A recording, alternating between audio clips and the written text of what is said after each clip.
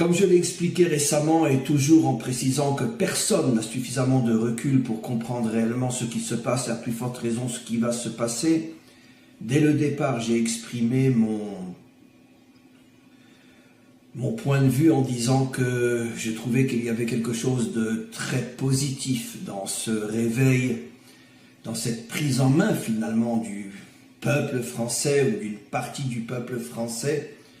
Je parle bien sûr du peuple français, celui qui d'une certaine manière se sent réellement français. Quand je dis français, je ne parle bien sûr pas uniquement des blancs catholiques, qu'à Dieu ne plaise. Mais quand je parle de français, je parle de ceux qui vivent en France et qui d'une certaine manière aiment la France, se sentent français et veulent œuvrer finalement à la bonne évolution de la France. Comme dans n'importe quel pays, quelqu'un qui vit dans un pays a le devoir finalement de se sentir réellement faisant partie de ce pays et a le devoir d'œuvrer à l'amélioration, au développement positif de ce pays. Donc il ne s'agit pas ici, quand je parle de Français, de blancs catholiques, ça peut être très bien des gens de couleur, ça peut être même des juifs et des musulmans. C'est pas de ça que je parle, ne comprenez pas mal mes propos. Ce n'est pas une question ici ni d'éthique, ni de race, ni de religion, c'est une question ici de citoyenneté. Il est vrai, justement, et c'est sur ce point que je reviens, que la notion de citoyenneté est une notion qui a pratiquement disparu partout dans le monde occidental, avec bien évidemment de grandes nuances d'un pays à un autre, mais très schématiquement, et le très schématique reste vrai malheureusement, la notion de patrie, de citoyenneté est une notion qui fait vieux jeu aujourd'hui, dont on a honte. Et dans beaucoup de pays, comme en France surtout, cette notion n'est pas du tout bien vue. Et tout d'un coup, on assiste avec les chemises jaunes, les gilets jaunes, à une sorte de réveil finalement, de prise de conscience que quelque chose ne va pas. Et il faut se réveiller. J'avoue que malgré tout, au niveau d'une première remarque qui est loin d'être la plus profonde, mais qui est importante aussi, j'avoue que je suis malgré tout étonné, bien que je comprends les raisons de ce que je vais dire. Mais d'abord, je suis étonné de voir que finalement, ce réveil se limite à des choses qui, en surface, sont très légères. Augmenter ou non l'essence, augmenter ou non les impôts. C'est important, attention, je ne néglige absolument pas ces revendications dans la mesure où quelqu'un qui n'a pas les moyens de vivre, il n'a pas les moyens de vivre et pour lui, ce combat est important. Mais malgré tout, au niveau de la vitrine, au niveau de ce qui officiellement est dit et entendu, ça reste malgré tout limité à des revendications monétaires importantes, mais malgré tout qui voilent à mon avis le fond, le véritable fond du problème. Et je suis sans doute l'un de ceux qui en parlent depuis bien longtemps, même ne vivant plus en France, parce que je parle de la civilisation occidentale, et peu importe où on est, parce que même ici en Israël, d'une certaine manière, l'esprit dirigeant est un esprit occidental. Et donc ça fait des années déjà que j'annonce et que je dis et que je prévois à quel point le monde occidental est dans un état d'agonie et pratiquement dans un état de mort, jusqu'à ce que malheureusement on assistera sans doute à la disparition du monde occidental tel qu'on l'a connu, en tous les cas jusqu'à ces dernières années. Et je suis donc étonné de voir que finalement ces manifestants, encore une fois, parlent de choses essentielles, mais qui sont de loin pas les plus profondes, les plus importantes. Et ces revendications voient l'essentiel. Et l'essentiel, c'est comme je le dis, c'est finalement que le pouvoir politique, partout dans le monde occidental, s'est mis en tête de détruire l'Occident tel qu'on l'a toujours connu, avec ses valeurs, avec ses principes, avec ses lois fondamentales, avec son esprit fondamental. le monde occidental est en train de disparaître pour deux raisons essentielles. D'abord, donc, ce soutien incompréhensible d'une immigration sans limite partout en Occident, qui fait que finalement les valeurs traditionnelles occidentales sont en train de sombrer, puisque la majorité de la population, ou du moins une partie importante de la population, ne se réclame absolument pas des valeurs de l'Occident, et pour certains même sont considérés comme quelque chose à combattre et à détruire, sans rentrer dans les détails, tout le monde me comprend. N'oublions pas qu'un autre exemple, aujourd'hui aux États-Unis, l'Américain traditionnel, blanc, protestant ou catholique, est en train de disparaître. La majorité des Américains aujourd'hui sont des personnes venant de cultures différentes, d'approches différentes, de sensibilités différentes. Et donc l'Américain tel qu'on l'a connu et tel qu'il existait encore jusqu'il y a quelques années est en train de devenir minoritaire. Dans 20 ans, dans 30 ans, l'Américain, encore une fois, tel qu'on le connaît dans le film hollywoodien, l'Américain aura disparu. Et c'est pareil, le Français a pratiquement disparu et l'Européen a pratiquement disparu. Et donc, c'est ça finalement ce qui aurait dû être la véritable, profonde et puissante revendication. Et on voit que c'est complètement absent de la revendication de ce qu'on appelle les gilets jaunes.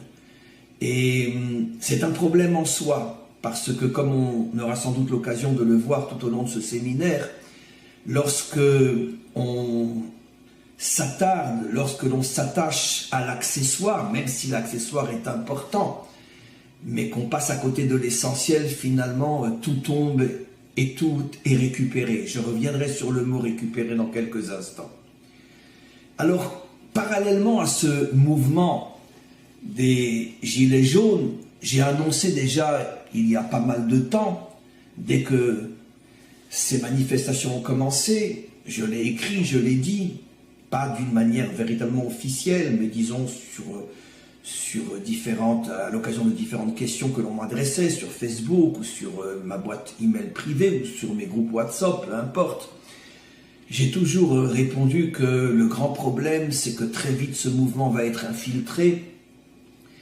Et c'est vieux comme le monde, les gouvernants, toujours lorsqu'ils sont en présence d'un mouvement qui les dérange, ils l'infiltrent pour le détruire de l'intérieur, pour finalement, pour le discréditer, vous m'avez compris, de l'intérieur, soit en infiltrant des voyous, soit en laissant les voyous, les casseurs,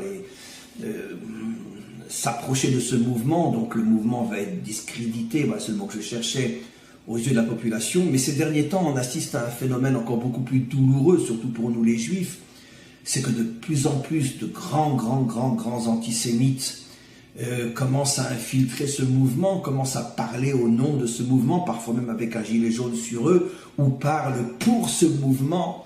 Et bien évidemment, eux disent exactement ce que je dis, mais d'une autre manière. Eux s'adressent aux gilets jaunes et leur disent « mais arrêtez de ne parler que d'argent, le vrai problème c'est pas ça, le vrai problème c'est que notre civilisation va disparaître, et c'est à cause de qui? C'est à cause des Juifs. » Donc le début de la réflexion est juste, c'est ce que j'aurais attendu moi, bien évidemment des chemises jaunes, mais bien évidemment c'est toujours le même problème traditionnel et classique.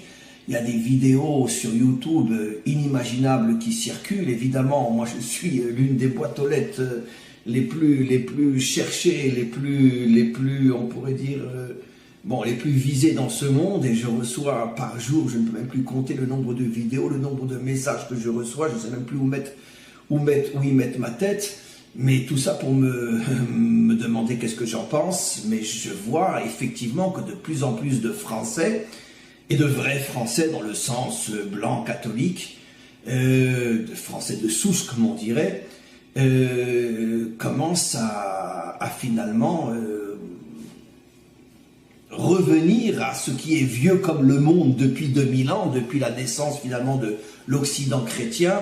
Finalement, les responsables de tous nos malheurs, c'est les Juifs, c'est les banquiers, c'est la finance, c'est le satanisme juif, etc. Donc, on voit qu'effectivement, le mouvement est de plus en plus infiltré. Bien évidemment, tout ça, c'est orchestré par le gouvernement, qui sait très bien qu'à partir du moment où les chemises jaunes vont être perçues comme des casseurs, comme des voyous, comme des voleurs, qui rentrent dans les magasins et qui pillent tout, et à plus forte raison comme finalement de nouveaux antisémites hitlériens, c'est sûr que ce mouvement va vite être discrédité. Et c'est ce qui est en train de se faire aujourd'hui, c'est un bras de force. Ce n'est pas sûr du tout que cette infiltration gouvernementale va réussir, parce qu'il semblerait malgré tout que le mouvement populaire est un mouvement qui s'enracine de plus en plus dans la conscience des Français, et qu'il est vrai que je ne suis pas certain que tous ces essais de discréditer le mouvement va réussir. Par contre, je pense qu'une chose qui, même si elle ne réussit pas à 100%, laissera sa trace et laissera ses marques et laissera son mauvais esprit, c'est la diabolisation des Juifs dans ce processus finalement de sauve qui peut. Et il faut bien trouver un responsable, et depuis 2000 ans, le responsable, ça a toujours été les Juifs. Mais bon, c'est un sujet en soi, je ne veux pas trop exagérer sur ce point-là, puisque finalement, pour l'instant, on parle d'un mouvement français, et donc laissons les Juifs de côté. Mais quoi qu'il en soit, c'est important de le dire, quoi qu'il en soit.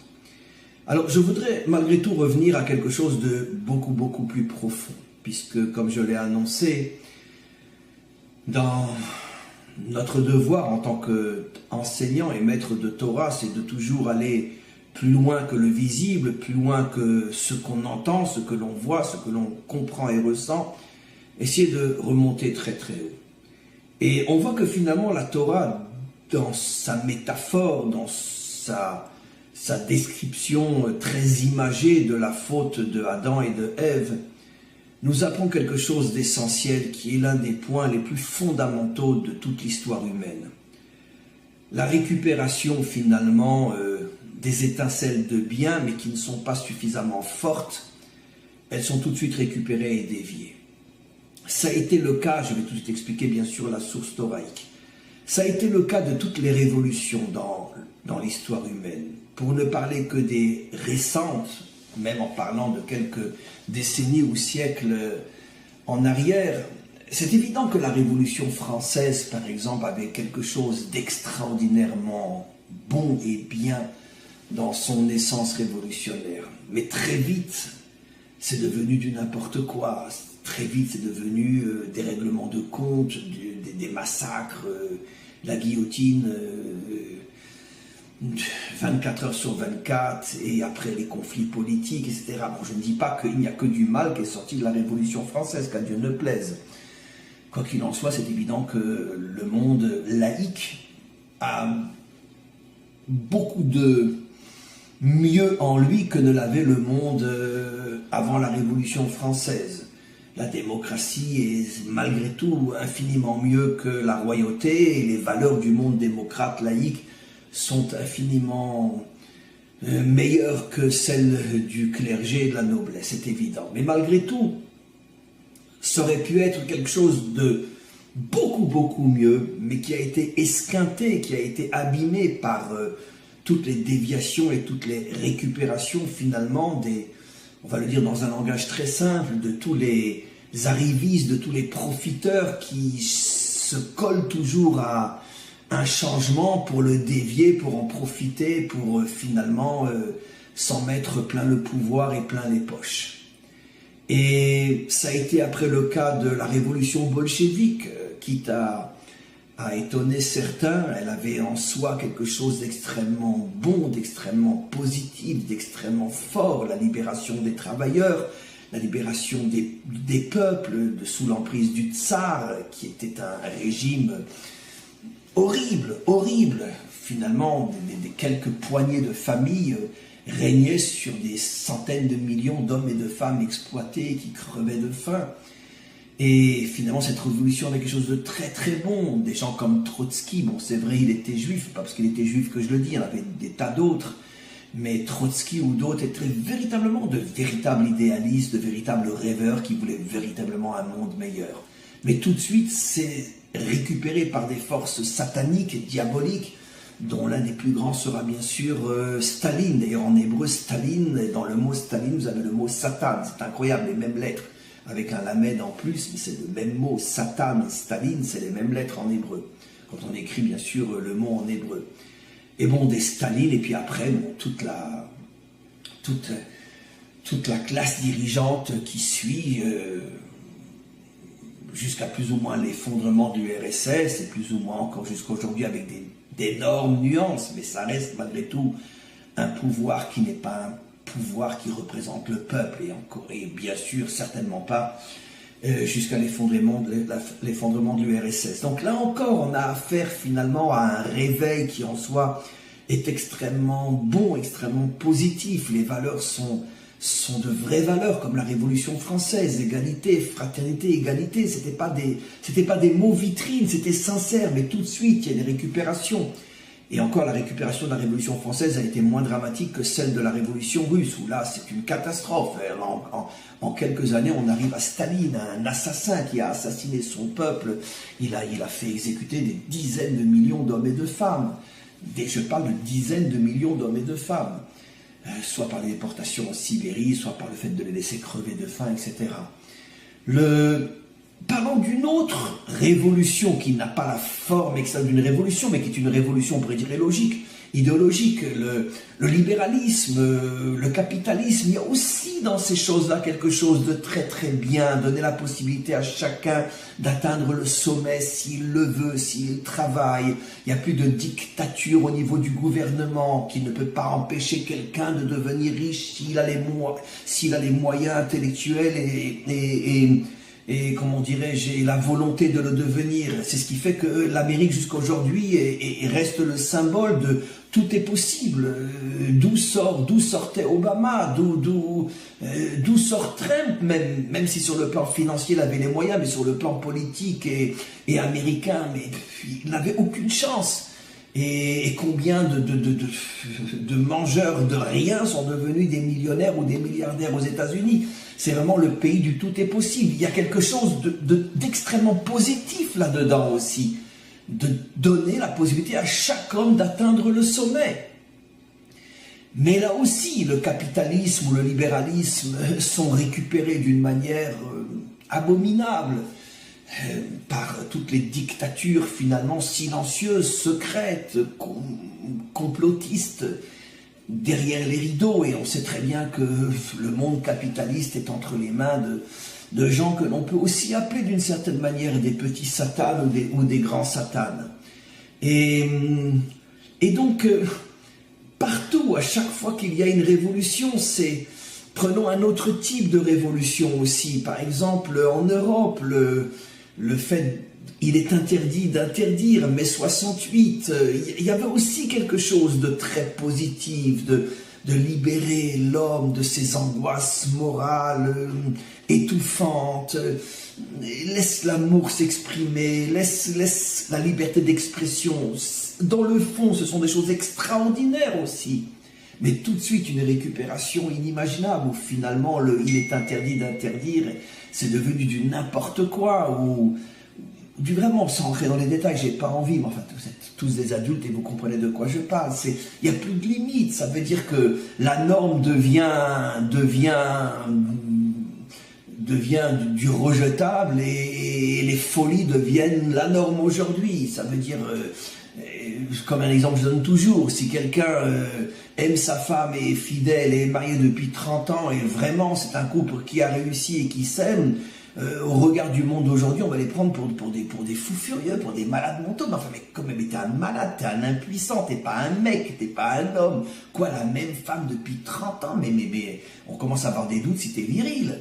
C'est dans les normes du monde d'aujourd'hui, quelqu'un de 40, 45 ans, en plus si c'est un homme d'affaires qui ne trompe pas sa femme tous les jours, mais c'est pas quelqu'un de normal aujourd'hui. La norme, c'est que, allez, lâche-toi, c'est la norme aujourd'hui.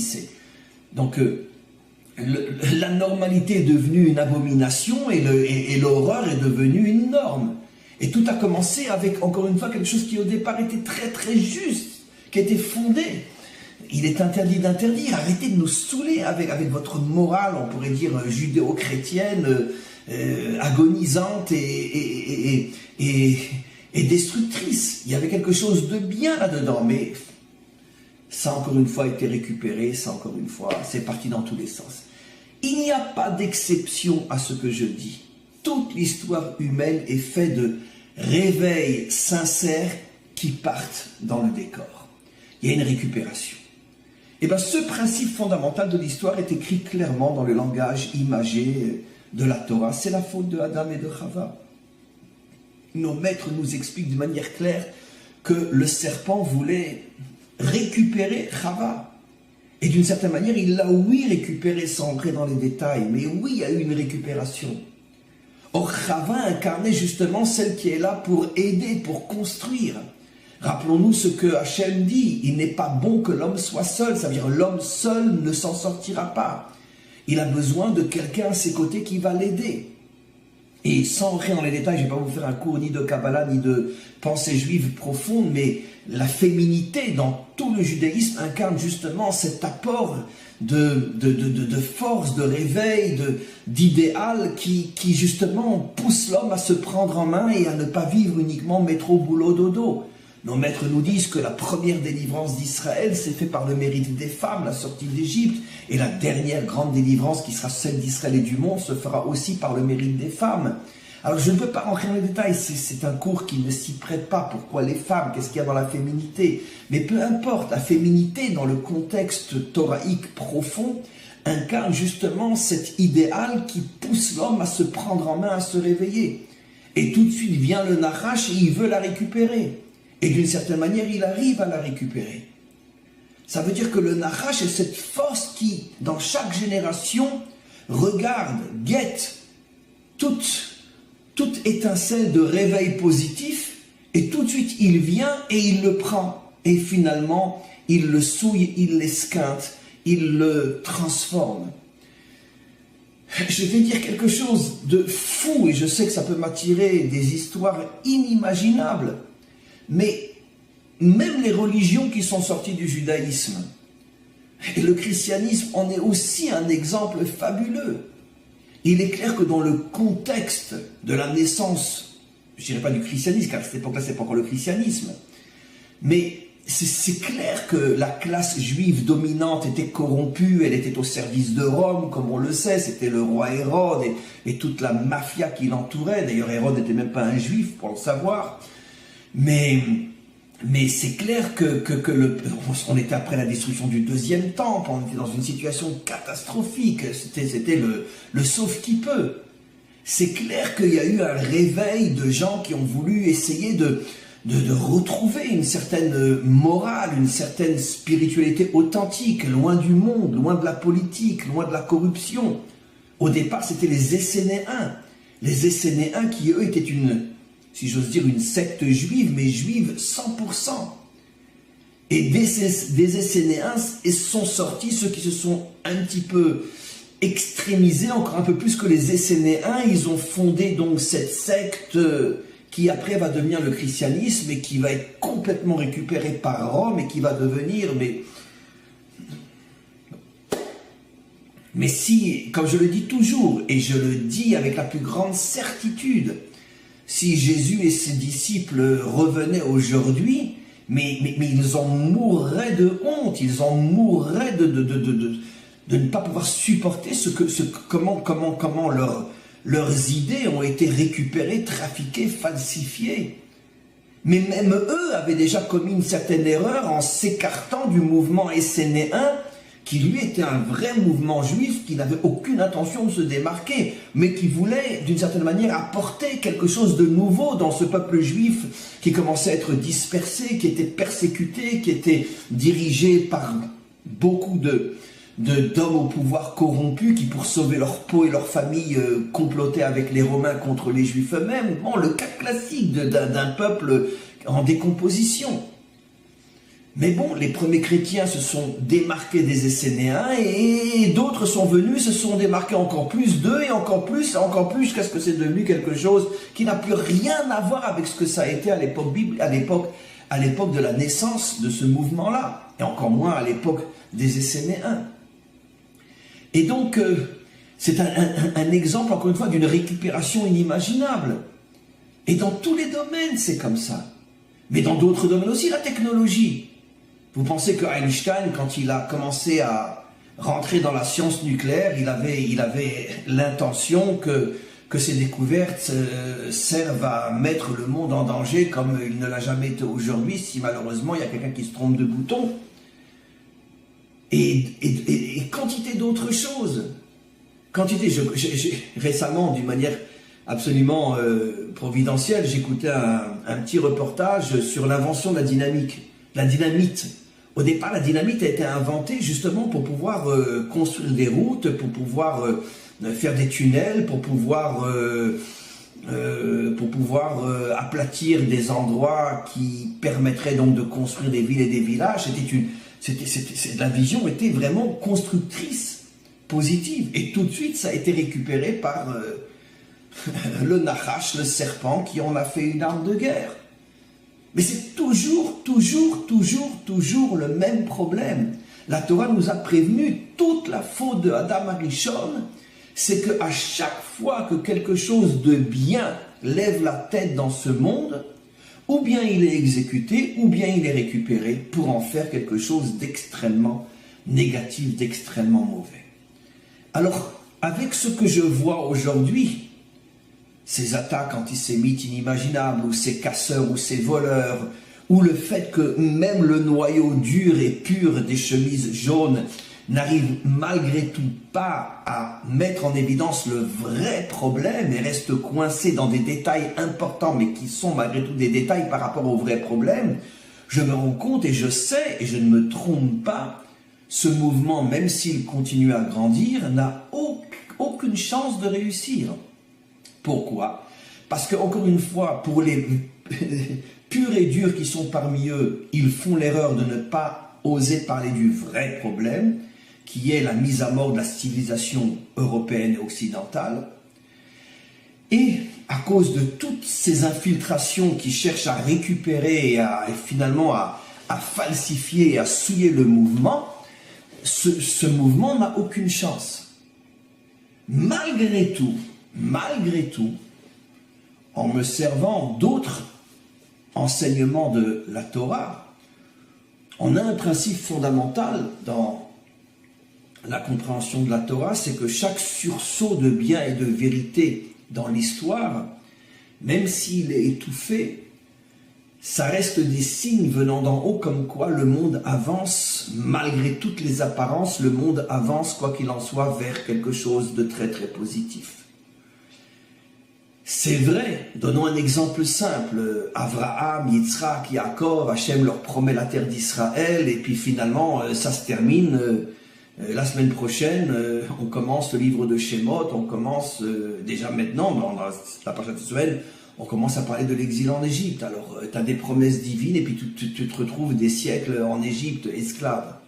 C'est vrai que l'histoire prend des détours inimaginables et qui sont souvent l'absolu contraire de ce qu'on aurait pu croire quand on était encore dans l'illusion divine.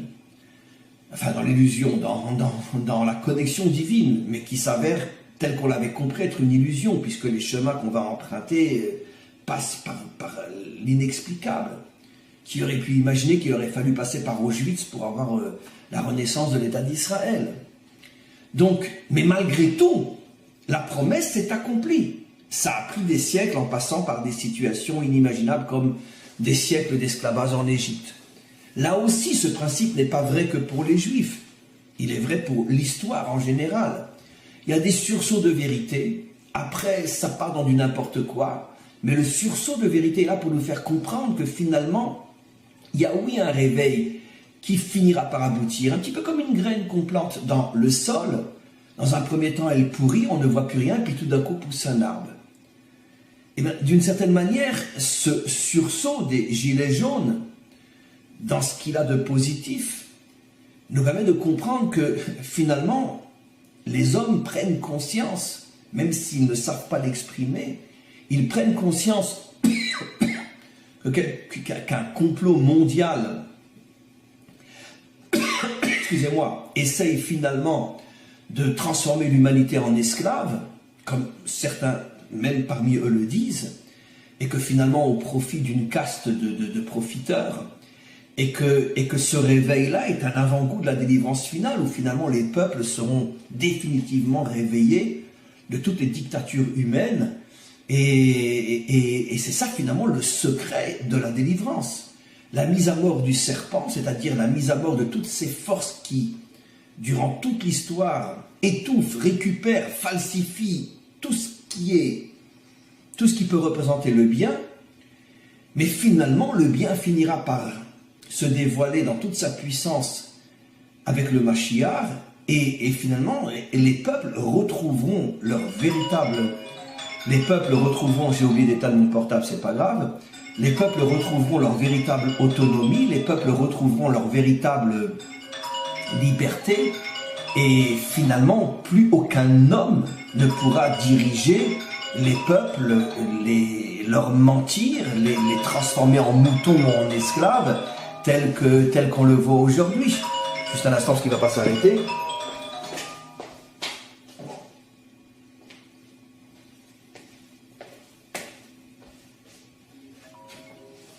Juste un instant, ça m'arrive rarement, mais...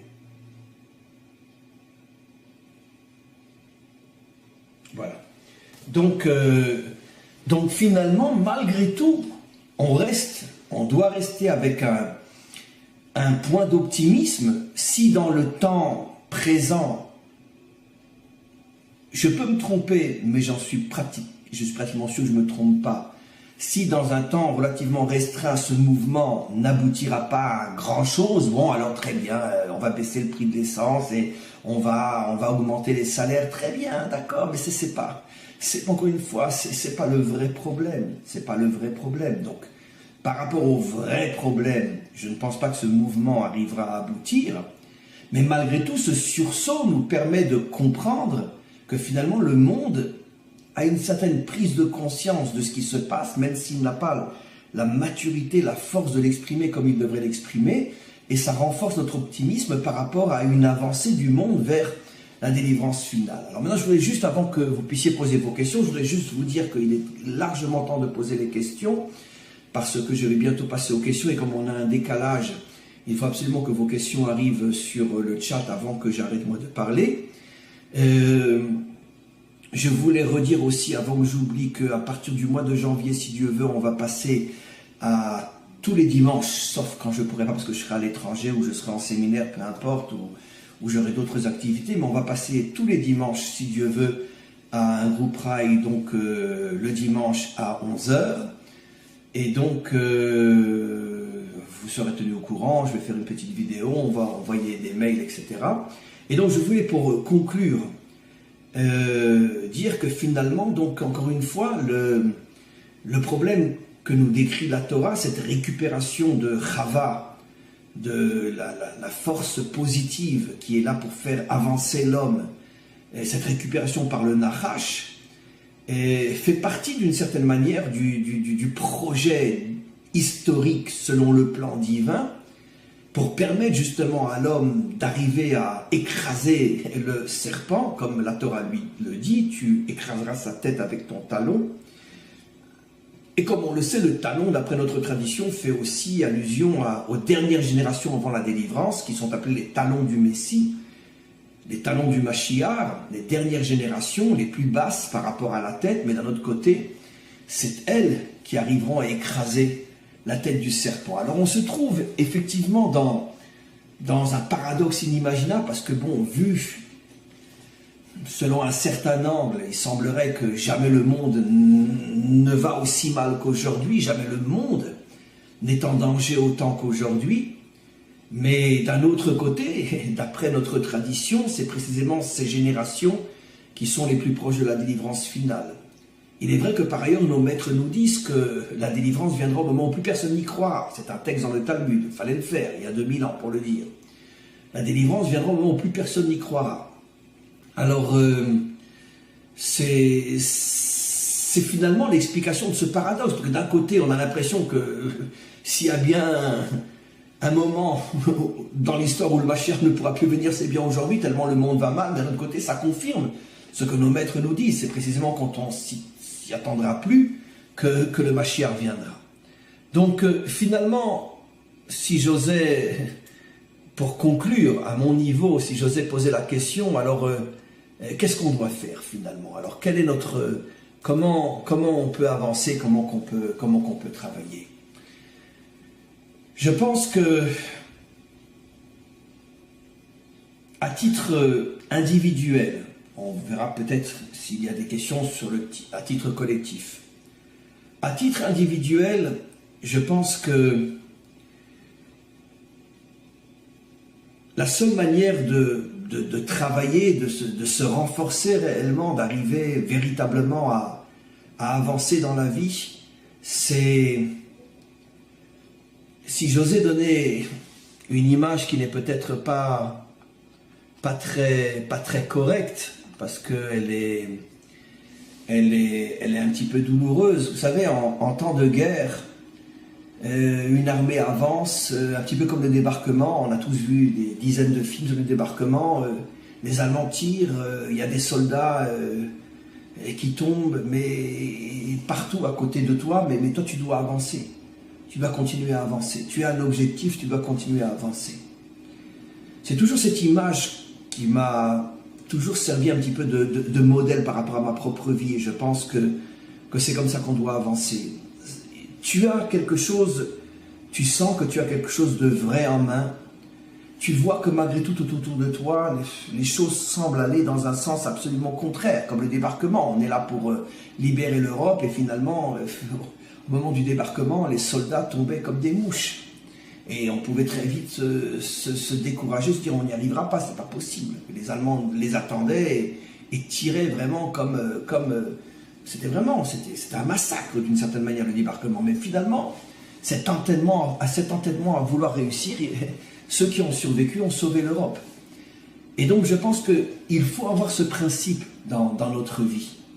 C'est-à-dire donc de savoir que c'est vrai que tout ce que je vois autour de moi semble contredire tout espoir de voir le monde avancer. Mais moi, j'avance. Tant que je peux avancer, j'avance. J'arrête de regarder, j'arrête d'entendre, j'avance. C'est vrai, je ne comprends rien, mais nos maîtres l'ont dit, la délivrance viendra quand plus personne n'y croira. J'avance. Tant que j'ai une étincelle de vérité en moi et avec moi, j'avance. Je continue à la renforcer, je continue à la diffuser, j'avance. Alors c'est pas grave, tout le monde me tombe dessus, j'ai des critiques, j'ai 1000 cas autour de moi qui semblent prouver que je me trompe complètement, c'est pas grave, j'avance. Un soldat, il ferme ses oreilles, il ferme ses yeux, ou plutôt il ne dirige ses yeux que là où il doit les diriger, et un point c'est tout. Et c'est comme ça qu'on doit vivre aujourd'hui. On est sur un champ de bataille. Et il faut avancer véritablement avec cette image du débarquement. On est en train de, si j'ose dire, de débarquer dans ce monde satanique et ça tire de tous les côtés, mais il faut avancer. Et finalement, c'est ceux qui avanceront, qui n'auront peur de rien, qui finiront par libérer le monde. Voilà, on va passer aux questions. Et Philippe, le mouvement est peut-être dans le même élan que le transfert des ambassades à Jérusalem. Une forme de voile ne serait-elle pas tombée des yeux du peuple en voyant un pharaon, Dieu et son empire dont il cherche à se délivrer? Cher ami, je n'ai pas compris la question.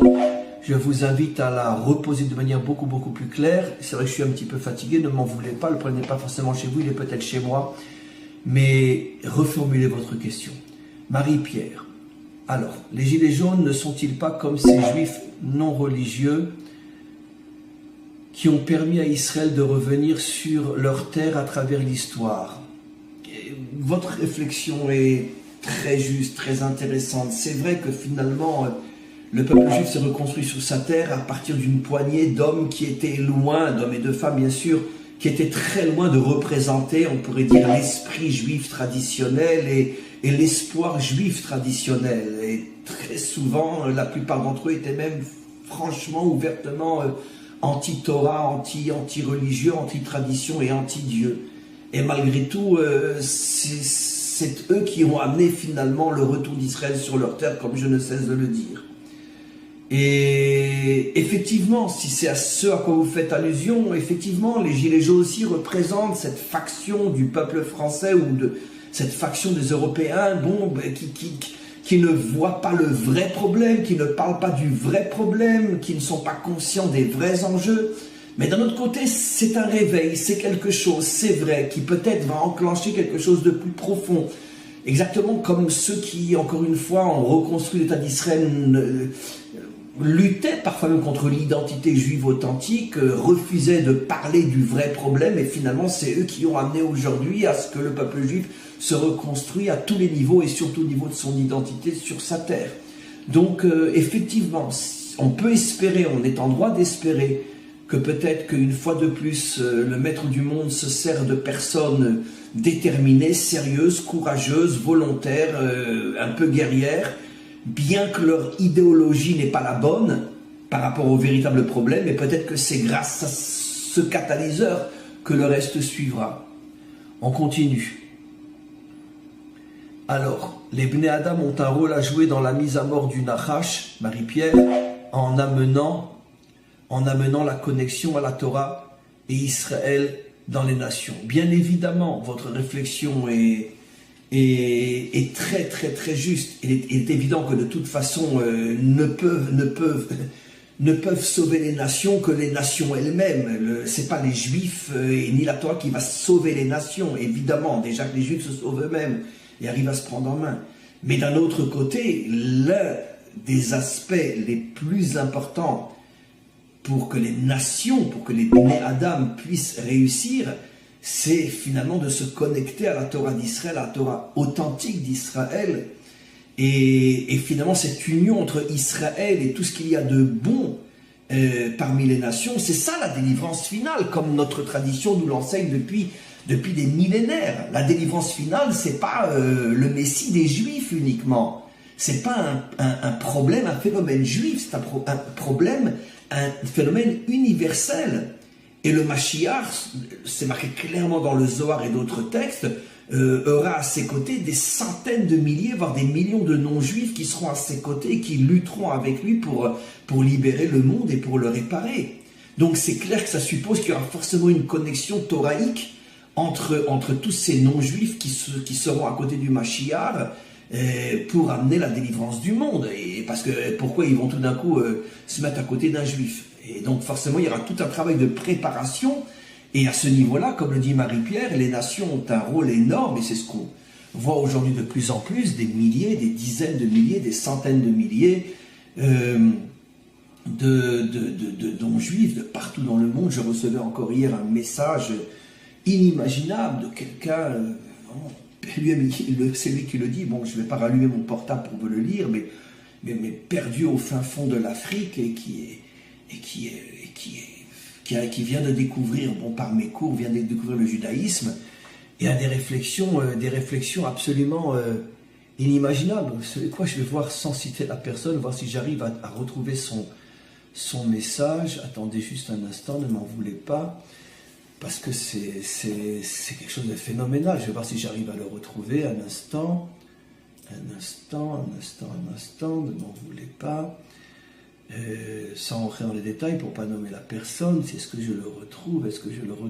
Oui, je l'ai retrouvé. Alors regardez, quelqu'un, il me dit « Bonsoir Rab », c'est un message que j'ai reçu hier soir. « Bonsoir Rab, vos enseignements m'ont ouvert les sphères jusqu'à là jamais connues. Je viens de découvrir la Torah d'Israël, comme je ne l'avais jamais appréhendée. Je désire ardemment apprendre l'hébreu et m'investir dans l'étude. J'habite aux extrémités de la terre, au cœur de l'Afrique, je ne dis pas le pays. Pour l'amour de Sion, de Jérusalem, on ne peut se taire. » Voilà, mais des messages comme ça, j'en reçois, mais si je dis centaines, je vais exagérer, mais des dizaines par mois. Des dizaines par mois. Des non-juifs, mais perdus au bout du monde, tout d'un coup, découvrent et se connectent et comprennent que ça y est, c'est là l'énergie qui va sauver le monde. Donc votre réflexion, bien sûr, est très très importante. On continue, il y a énormément de messages. Marc Coma.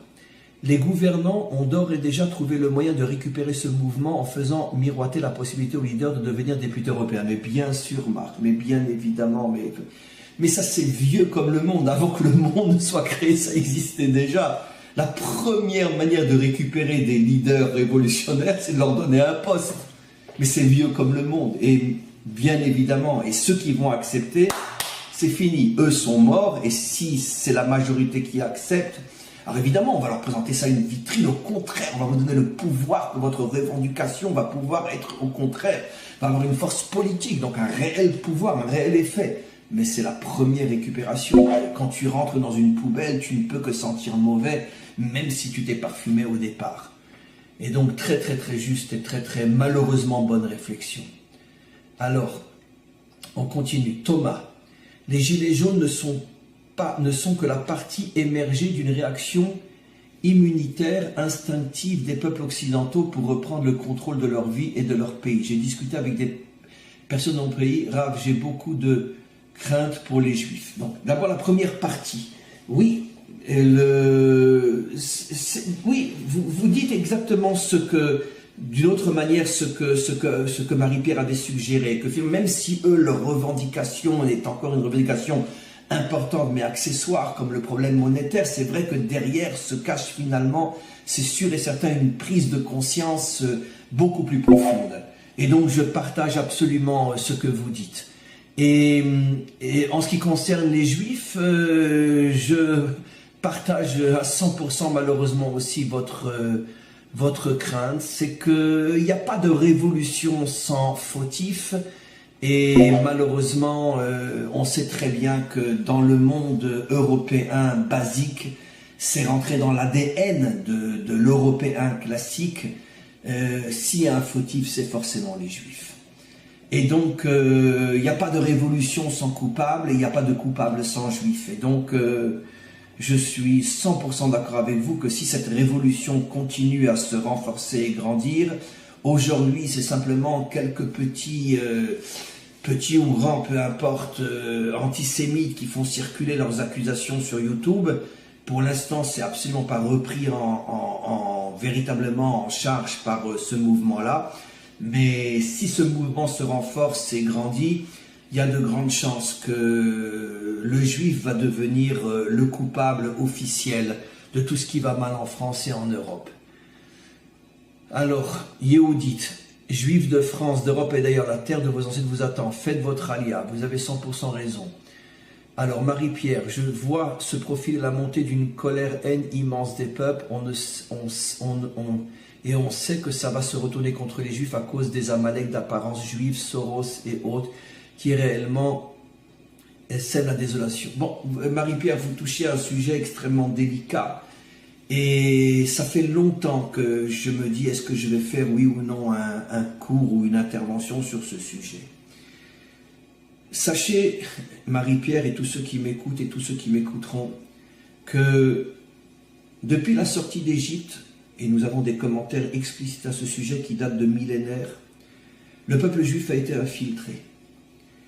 Et Rachid le dit explicitement, Rachid qui a vécu il y a plus de 1000 ans, le dit explicitement, que quand Pharaon a vu que Israël allait lui filer entre les mains et que Israël acceptait de nombreux non-juifs qui le suivaient dans le désert et pour devenir une part intégrante d'Israël, le phénomène de la conversion, Pharaon a introduit de grands malfaiteurs, de grands voyous à l'intérieur de ces non-juifs qui rentraient avec Israël, dans le but de le détruire de l'intérieur, et ça va être entre autres eux qui vont fomenter de nombreuses révoltes dans le désert.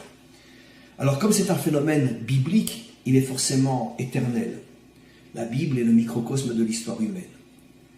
Et dans toutes les générations, les grands ennemis d'Israël que vous appelez Amalek, parfois Amalek s'appelait le Vatican, mais pas que,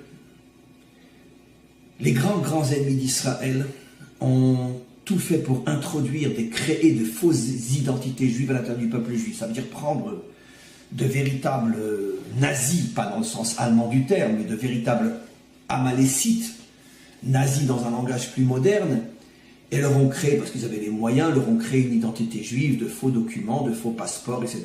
Généralement, ils s'arrangeaient pour qu'ils aient un petit peu une tête de juif. C'est pas toujours difficile à trouver, parce que des fois on a des origines juives. Et donc les ont introduits, leur ont appris, quand c'était le cas, ils ont passé des mois dans une école à apprendre le yiddish, etc. Ils se sont introduits dans le peuple juif, avec la mission de créer des mouvements qui allaient discréditer, des actions qui allaient discréditer le peuple juif. C'est l'une des plus grandes catastrophes qui est arrivée à notre peuple depuis des millénaires, cette infiltration. Le problème de l'infiltration, bien sûr, n'est pas un phénomène nouveau. Tous les peuples infiltrent tout le monde. Ben, c'est le problème des agents secrets, par exemple. Et c'est un problème vieux comme le monde. Mais en ce qui concerne Israël, cette cinquième colonne qui s'est infiltrée en nous, et dans chaque génération, ce phénomène se répète, crée de véritables sales youpins. Je suis le premier à dire que ce sont de sales juifs, qui ne sont pas juifs du tout, c'est pour ça qu'ils sont très sales. Et qui de l'intérieur font tout pour que le peuple juif soit méprisé. Évidemment, la grande masse des non-juifs voient un youpin se comporter comme une sale crapule, et vous dites, voyez, on avait raison, vous voyez bien les juifs, vous voyez qu'est-ce qu'ils font les juifs. Et bien sûr, j'ai cité la plus célèbre dans notre génération. Alors, malheureusement, le problème, c'est que c'est très, très, très difficile de publier cette chose-là et de la faire connaître au monde entier, parce qu'évidemment, la grande majorité des non-juifs n'accepteront pas ce que je dis. Ils vont dire, c'est évident qu'ils vont le dire, et je les comprends aussi, ils vont dire, non, bah, évidemment, le rabbi dit ça pour se purifier de ce sale youpin qui est un vrai youpin. Et malheureusement, ou plutôt heureusement pour nous, mais malheureusement pour nous aussi, c'est un faux youpin, et c'est pour ça que c'est un sale juif. Et donc, je ne sais pas comment on va se sortir de ce phénomène-là. Il y a malheureusement énormément de sales juifs dans toutes les générations qui ont reçu comme pour mission de faire des abominations pour discréditer le peuple juif aux yeux des nations. Et comme la grande masse, bien sûr, n'a pas la subtilité et la finesse pour comprendre ce que j'explique, évidemment, ben, on n'a pas besoin de chercher midi à 14h. Vous voyez bien, regardez les juifs. D'accord. Voilà. Je tiens juste à dire, par exemple, qu'il y a une vidéo qui circule justement sur les Rothschild, donc c'est la faute de juif. Je tiens juste à dire, mais vérifiez, hein, vérifiez vous-même. Aujourd'hui, 80% de la famille Rothschild, c'est pas des juifs. C'est pas des juifs.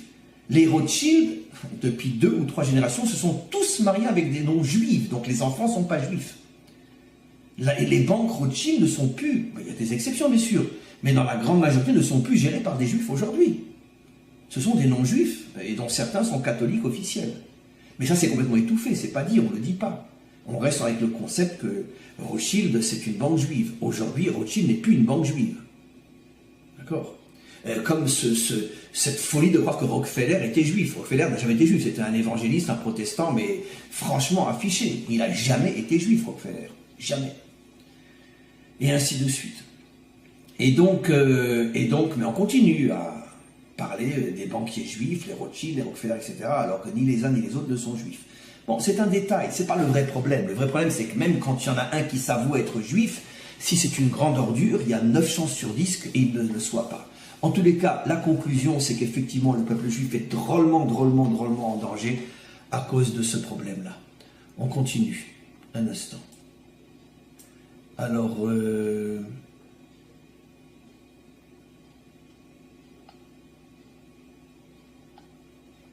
André Kaplan.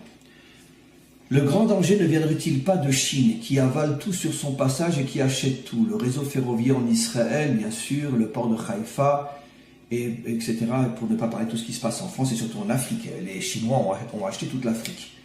Alors, oui et non. Au niveau de ma compréhension, et ça n'engage que le trou d'aiguille que je suis, insignifiant. La chance qu'on a avec les Chinois, c'est que, effectivement, ce sont des grands concurrents sur le plan financier, mais toute l'histoire de Chine et de la Chine nous montre que ils n'ont jamais été des conquérants dans le sens guerrier qui veulent s'approprier des terres ou des peuples qui ne sont pas à eux. Les Chinois sont toujours restés chez eux. Ils se sont plutôt protégés des invasions, comme la muraille de Chine. Alors, peut-être les choses changent, je ne sais pas. Mais dans le tempérament chinois, il n'y a pas cet ADN occidental ou islamique de vouloir s'étendre et d'aller dans des endroits qui ne sont pas les tiens.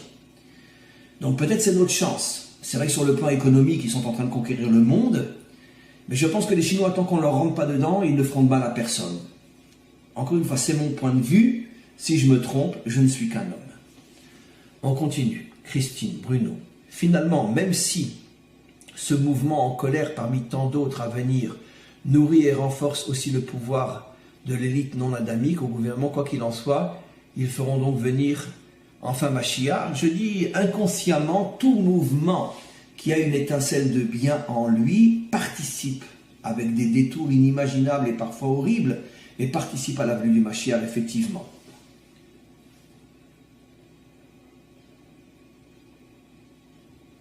J'ai pas compris, Rav, il y a des tas de messages avant ceux que vous avez lus. Ah, avant ceux que j'ai lus.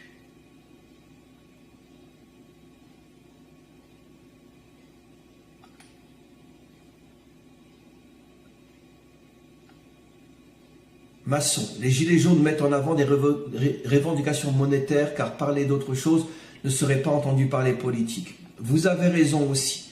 Peut-être qu'effectivement que je me trompe, qu'ils sont conscients qu'il y a des problèmes plus importants, mais qu'ils savent très bien que dans la rue et dans les manifestations et dans le monde politique, il y a un niveau tellement primaire, si on ne parle pas d'argent, on n'est pas pris au sérieux. On va être pris pour des philosophes révolutionnaires, ça ne parle plus à personne aujourd'hui, c'est possible aussi, absolument. On continue, on a bientôt fini de toute façon le séminaire. Masson. Rester déterminé dans ses objectifs est positif, cependant, les mauvaises personnes sont aussi déterminées. Comment différencier les bonnes motivations des motivations destructrices? Je pense qu'à notre niveau, c'est relativement simple. Lorsque, par exemple, on cherche un coupable et qui ne l'est pas, ou lorsqu'on casse, lorsqu'on détruit, lorsqu'on vole, lorsqu'on se comporte comme un voyou, c'est clair que la revendication ne peut pas être entre de bonnes mains. Lorsqu'on est déterminé, lorsqu'on est prêt à prendre des coups et à se défendre, mais dans les limites de la morale, et que les accusés sont de vrais accusés et de vrais responsables, et qu'on ne s'invente pas de nouveaux diables, dans ce cas-là, même si c'est violent, même si c'est dur, c'est légal, c'est moral et c'est acceptable. Donc je pense qu'on a malgré tout un critère pour pouvoir faire la différence.